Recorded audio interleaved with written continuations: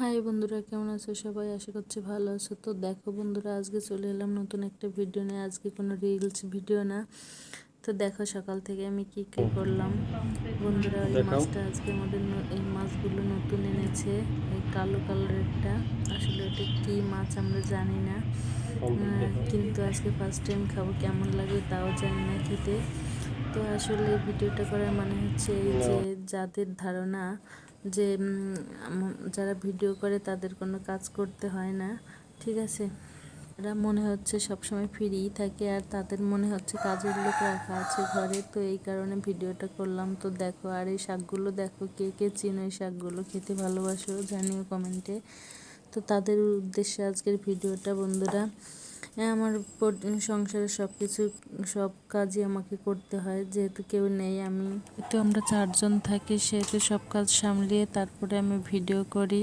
তো যাই হোক, সব মিলিয়ে সব খাওয়া দাওয়া থেকে শুরু করে সব কিছুই আমাকে করতে হয়।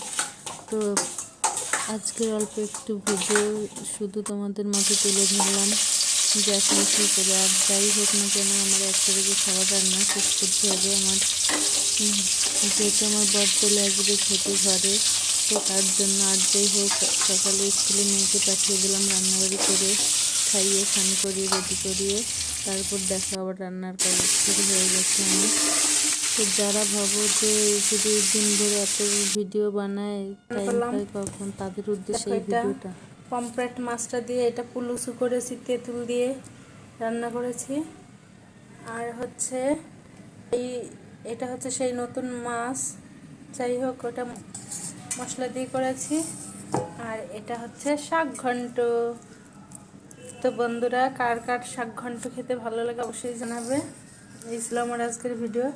আর আমার ভিডিওটা ভালো লাগলে অবশ্যই লাইক কমেন্ট করো, পাশে থেকো। বাই।